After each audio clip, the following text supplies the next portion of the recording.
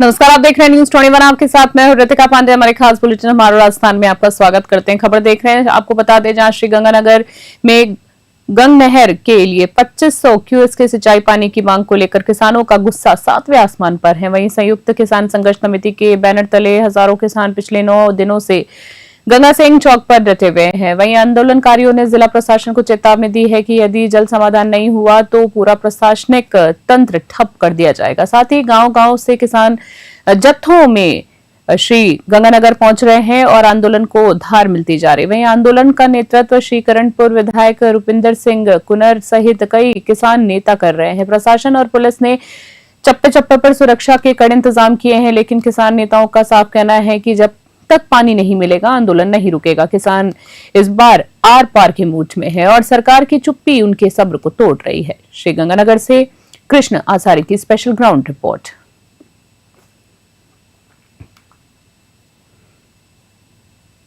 पिछले 9 दिन से अनिश्चितकाल हल्ला बोल के तहत हम लोग यहाँ धरने पर बैठे हैं और हमारी कमेटी ने ये निर्णय लिया था, अगर सरकार इस मामले में संज्ञान नहीं लेती तो हम 24 तारीख को प्रशासन ठप का ऐलान किया था। आज उसी के तहत गंगानगर के किसान, गंग नहर के किसान, गंग नहर को बचाने के लिए, किसानी को बचाने के लिए, इस इलाके को बचाने के लिए आज इकट्ठे हुए इस गुंगी लहरी सरकार को जगाने के लिए। चित्तौड़गढ़ से कोटा की ओर जा रही एक कार मंगलवार को मेगू उपखंड के पारसोली गांव के पास हादसे का शिकार हो गई। कार ने अचानक सामने आए हुए गौवंश को टक्कर मार दी, जिससे वाहन अनियंत्रित होकर सड़क के नीचे खाई में जा गिरा। वहीं हादसे के बाद मौके पर पहुंचे डॉक्टर देवीलाल धाकड़ ने ड्राइवर की स्थिति की जांच की। गनीमत रही कि ड्राइवर को कोई गंभीर चोट नहीं आई और उसका प्राथमिक इलाज जारी है। दुर्घटनाग्रस्त गौवंश को स्थानीय ग्रामीणों ने पशु चिकित्सालय पारसोली पहुंचाया है, जहां उसका उपचार चल रहा है। यह हादसा नेशनल हाईवे पर गौवंश की खुलेआम आवाजाही से जुड़ा चिंता को एक बार फिर सामने लाता है, जिससे वाहन चालकों और पशुओं दोनों के लिए जान का खतरा बना रहता है। बेगू से मदन मीणा की रिपोर्ट।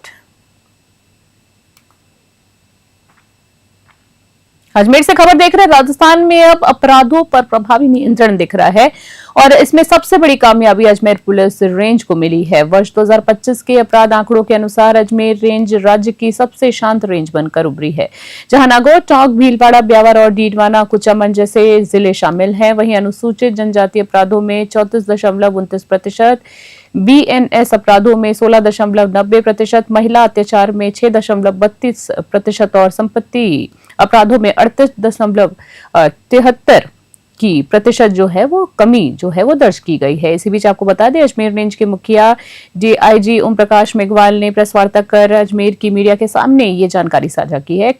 ये उपलब्धि सक्रिय, जिम्मेदारी और पारदर्शी पुलिसिंग की वजह से संभव हुई है। वहीं मानते हैं कि अजमेर पुलिस आज भी परंपरागत और आधुनिक पुलिसिंग का संतुलन बनाए हुए है। साइबर अपराधों को सबसे बड़ी चुनौती मानते हुए रेंज साइबर विंग को सशक्त किया जा रहा है। अजमेर से सीताराम गहलोत की खास रिपोर्ट। एक इम्पोर्टेंट चीज़ ये भी है कि अब कानून व्यवस्था की स्थिति साल भर से आपके अजमेर रेंज में कोई बड़ा कानून व्यवस्था की स्थिति उत्पन्न नहीं हुई, किसी तरह का सांप्रदायिक तनाव नहीं हुआ, किसी तरह का जातीय तनाव नहीं हुआ। तो उसके लिए भी आप लोग से बधाई के पात्र को। कोई नकारात्मक चीज़ जरा सी भी आई तो उसको आप लोगों ने सकारात्मक रूप से प्रस्तुत किया। 2-3 उदाहरण इस तरह के आए जिसमें आप लोगों ने बड़ा संजीदगी से उस चीज़ को प्रस्तुत किया, तो उसका फायदा आमजन को मिला और हमारे विभाग को भी मिला।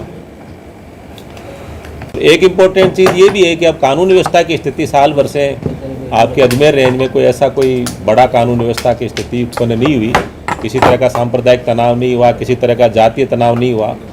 तो उसके लिए भी आप लोग से बधाई के पात्र को। कोई नकारात्मक चीज़ जरा सी भी आई तो उसको आप लोगों ने सकारात्मक रूप से प्रस्तुत किया। 2-3 उदाहरण इस तरह के आए जिसमें आप लोगों ने बड़ा संजीदगी से उस चीज़ को प्रस्तुत किया, तो उसका फायदा आमजन को मिला और हमारे विभाग को भी मिला। कुटखावदा ब्लॉक में चल रहे एक्सप्रेस डेवलपमेंट जलधारा प्रोजेक्ट के तहत किसानों के लिए एक प्रेरणादायक पहल सामने आई है। ब्लॉक स्तर पर आयोजित गोष्ठी में चयनित किसानों को ग्वार आरजीसी 1033, बाजरा क्रिस्टल 9001, मूंग एसएमएल 668 जैसे उन्नत बीज और हाइड्रोजल फसल अमृत तरल कॉन्स्टोरिया निःशुल्क वितरित किए गए हैं। इस कार्यक्रम में ब्लॉक कोऑर्डिनेटर रामफुल मीणा ने किसानों को कम लागत के अधिक पैदावार और आय वृद्धि के लिए उपयोगी तकनीकी की जानकारी दी है। उन्होंने जैविक खेती, चेक डैम, फार्म पॉन्ड और फव्वारा सिंचाई जैसी तकनीकों को अपनाने पर जोर दिया ताकि जल संरक्षण हो और खेती अधिक लाभकारी बन सके। कार्यक्रम में ब्लॉक के जल मित्र, जल सखी और डेमो किसान भी मौजूद रहे। साथ ही रबी की फसल उगाने वाले किसानों ने इस प्रोजेक्ट की खुले दिल से सराहना की है और कार्यक्रम के आयोजकों और उच्च अधिकारियों का आभार जताया है। कोटखवात से सौभाग सैनी की रिपोर्ट।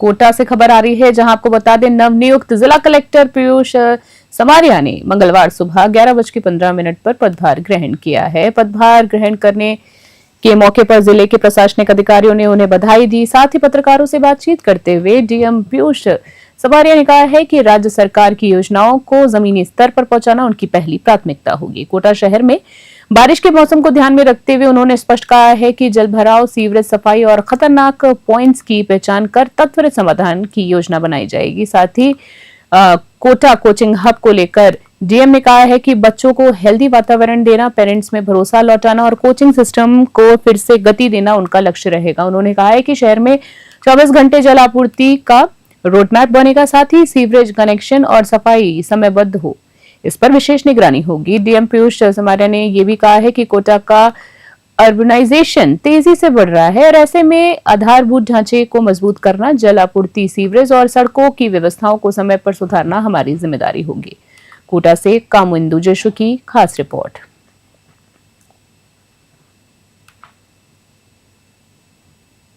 गंगधार से खबर, जहां झालावाड़ जिले के गंगधार क्षेत्र से के गांव मेलकी के ग्रामीणों ने 9 गौ चारागाह भूमि से अतिक्रमण हटाने के लिए एसडीएम गंगधार को ज्ञापन सौंपा है। आपको बता दें झालावाड़ जिले के गंगधार क्षेत्र से खबर है, जहां गांव मेलकी के ग्रामीणों ने गौ चारागाह भूमि से अतिक्रमण हटाने के लिए एसडीएम गंगधार को सौंपा है ज्ञापन। साथ ही ज्ञापन में ग्रामीणों ने बताया है कि गांव के कुछ लोगों द्वारा चारागाह पर अतिक्रमण कर फसल जो है वो बोई जा रही है। ग्रामीण अगर गौ चारागाह छुड़वाने की बोलते हैं तो अतिक्रमी जो है विवाद पर अड़ जाते हैं। साथ ही गांव में मवेशियों को चराने की जगह तक नहीं बची है। वहीं जल्द से जल्द भूमि का पैमाइश करवाकर उक्त भूमि से अतिक्रमण हटाया जाए। इस दौरान कई ग्रामीण भी मौजूद रहे।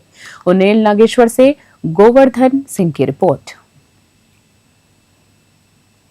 शिवलाल कहाँ रहते हो? मेलकी। आज किस विषय को लेकर आपने ज्ञापन सौंपा? ये एटीएम कार्ड में आए थे हम गौचारा की भूमि के लिए। इसको गांव वालों ने कब्जा कर रखा है, इसको छोड़वाने के लिए आए हैं। ये पशु कहाँ जाएंगे सब, इसके लिए चरने की जगह भी नहीं है। सोयाबीन सब बो दिए, मकान भी बना लिए लोगों ने, तो सब कब्जा कर लिया है। ना चरने के लिए जाते हो तो किसी को आने नहीं देते हैं, तुम्हारे डांडे उधर ही रहने दो।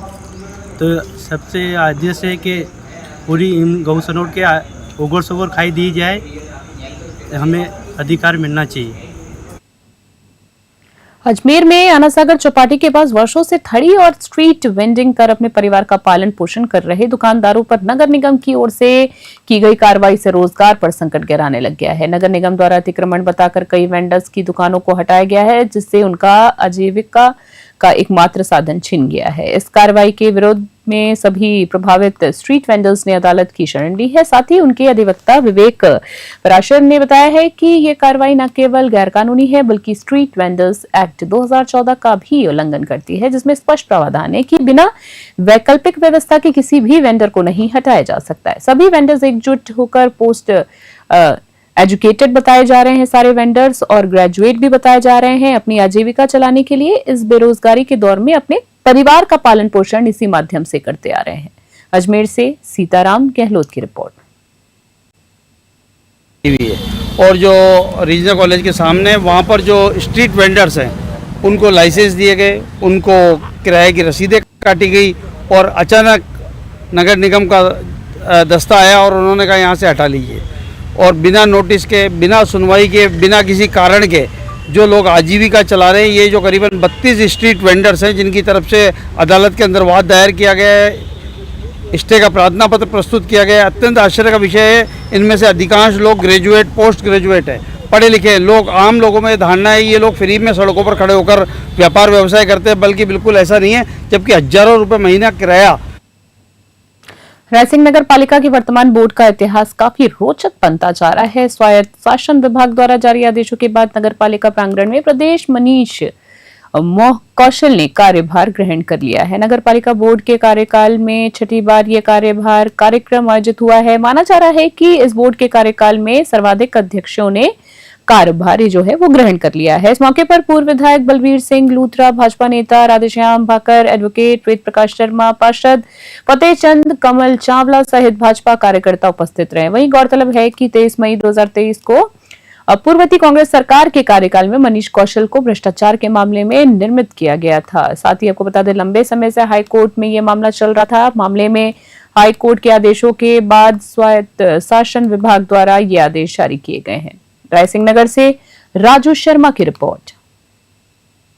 कार्य सिर्फ नाली सड़क बनाना ही मैं समझता हूँ विकास कार्य नहीं है। शहर के अंदर स्वच्छता हो, सभी प्राणी सुखी रहे, भय का माहौल ना रहे और नशा मुक्त रहे। रायसिंह नगर और पर्यावरण की दृष्टि से मैं चाहता हूँ कि भारत में नंबर 1 पे रायसिंह नगर रहे। इसके लिए मैंने एमएलए साहब से मिलकर के और डीएफओ साहब से भी बात की है, वन विभाग से भी बात की है। हमारा मकसद पूरी विधानसभा में।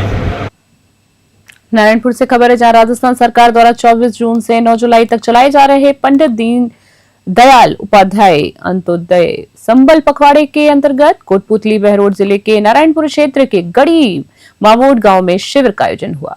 अभियान में ग्रामीणों को राजस्व, पंचायती राज, शिक्षा, चिकित्सा, विद्युत, कृषि, समाज कल्याण सहित अनेक विभागों की सेवाएं एक ही स्थान पर दी जा रही हैं। साथ ही आपको बता दें, शिविर में उपखंड अधिकारी दिनेश शर्मा, तहसीलदार अनिल कुमार, सरपंच प्रतिनिधि माता दीन गुर्जर, शिक्षा विभाग के से दीपक सोनी, चिकित्सा विभाग से राजकुमार स्वामी, विद्युत विभाग से डीके कोहली, समाज कल्याण विभाग से राजेंद्र, कृषि विभाग से हेमराज सैनी, ग्राम सचिव मनीष शर्मा सहित एएनएम आशा सहयोगिनी और अन्य विभागीय अधिकारी भी उपस्थित रहे। नारायणपुर से भारत शर्मा की रिपोर्ट। जैसे कृषि विभाग ने यहाँ पे पंडित दीनदयाल जो कैंप चलाया जा रहा है, इसमें एक तो मिट्टी नमूना हर पंचायत से 20 मिट्टी नमूना लेने के हमें टारगेट दिए हुए। वह सॉइल हेल्थ कार्ड जो किसानों के बुआई के बाद में काम आते हैं, उनके लिए हर पंचायत में 10 से 15 सॉइल हेल्थ कार्ड वितरण किए जाएंगे। सरकार द्वारा पंडित दीनदयाल उपाध्याय अंत्योदय संबल योजना का पखवाड़ा 24 जून 2025 से 9 जुलाई 2025 तक आयोजित किया जा रहा है। इसमें लगभग 15 हमारे डिपार्टमेंट हैं, उनके यहाँ प्रतिनिधि उपस्थित हैं और उनके द्वारा ये आमजन की जो भी समस्याएं हैं उनको हम रजिस्टर्ड करके तत्काल प्रभाव से निस्तारण कर रहे हैं। और आमजन जिस प्रकार की भी इनके टोंक जिले के नवनियुक्त कलेक्टर कल्पना अग्रवाल ने मंगलवार को विश्वविख्यात डिग्गी श्रीजी मंदिर में विशेष पूजा अर्चना कर अपने कार्य की शुरुआत की है। इसी बीच आपको बता दें, उन्होंने श्रीजी के दरबार में विधिवत ढोल लगाकर जिले सहित प्रदेश और देश की सुख और समृद्धि की कामना और प्रार्थना की है। इस अवसर पर मंदिर ट्रस्ट अध्यक्ष एवं डिग्गी उपखंड अधिकारी अमित चौधरी ने कलेक्टर का स्वागत किया और दुपट्टा ओढ़ाकर और श्रीजी का छायाचित्र भेंट कर उनका स्वागत अभिनंदन किया गया। मौके पर डिग्गी थानाधिकारी सत्यनारायण चौधरी, मंदिर ट्रस्ट के सदस्यगण और स्थानीय जनप्रतिनिधि भी उपस्थित रहे। कलेक्टर की ये आध्यात्मिक शुरुआत आमजन में सकारात्मक संदेश के रूप में देखी जा रही है। टोंक से ब्रिजेश पर्लीवाल की रिपोर्ट।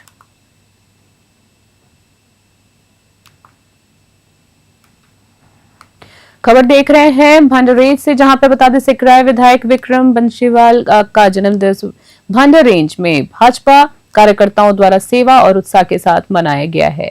इसी बीच आपको बता दें, इस अवसर पर सामुदायिक स्वास्थ्य केंद्र भांडा रेंज में मरीजों को फल भी वितरित किए गए। कार्यक्रम में भाजपा जिला मंत्री कमलेश जोशी, मंडल अध्यक्ष मुकेश बागी और पूरण व्यास के नेतृत्व में दर्जनों कार्यकर्ताओं ने भाग लिया।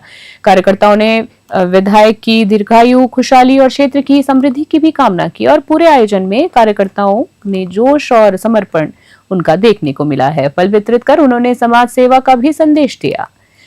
भांडारेंज से अश्वनी जांगीण की रिपोर्ट।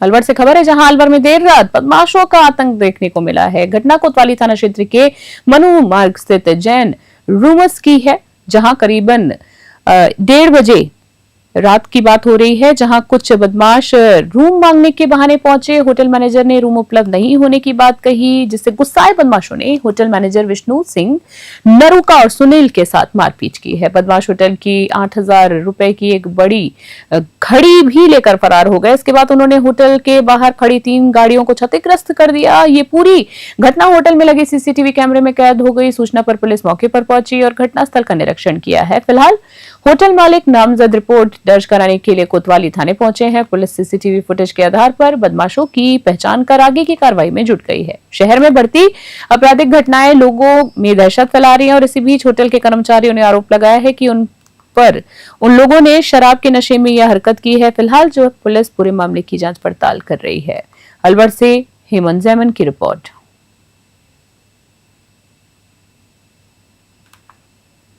भैया पूरी घटना बताइए, क्या मामला है? सर घटना ये थी कि हम रात को ड्यूटी कर रहे थे नाइट में। हम दोनों की नाइट होती है, 3 घंटे ये सोता है, 3 घंटे मैं सोता हूँ। 12 से 3 ये सोता है, 12 से 3 से 6 मैं जगता हूँ, सोता हूँ सॉरी। तो उसके बाद मैं ड्यूटी कर रहा था, 1:30 का समथिंग टाइम हो रहा था। कल की घटना आई है। तो उसके बाद मैं बैठा था, तो उनका गाड़ी आई थी। गाड़ी आने के बाद मैंने सोचा फैमिली का रूम वगैरह है, तो मैंने देखा कि यार कौन है। तो देखा तो 2 बंदे उतरे थे। उसमें से उतरने के बाद मेरे को पूछते हैं रूम है क्या, फिर वो दारू में धक थे, बिल्कुल ज्यादा ड्रिंक कर रखे थे। उसके बाद मैंने बोला कि रूम नहीं है हमारे पास। रूम पूछने के बाद मेरे को बोलते तेरा नाम क्या है। मेरा नाम पूछने के बाद मैंने नाम बता दिया। तो उसके बाद तुरंत गाली देने लग गए माँ बहन की। मैंने बोला भैया गाली मत दो। बोले ठीक है, गाली नहीं दे रहे। बोले तू 1 मिनट नीचे आ, मेरे को ऐसा कहता है वो। तो मैं नीचे गया नहीं। तो फिर वो हमारे जो गेट लगा था मेन डोर, उस पर सर्कल में थोड़ा सा गैप था, तो उसमें से गैप में से निकल के वो आ गया। अभी के हमारे खास बुलेटिन फिलहाल के लिए इतना ही। देखते रहो और बने रहे हमारे साथ। नमस्कार।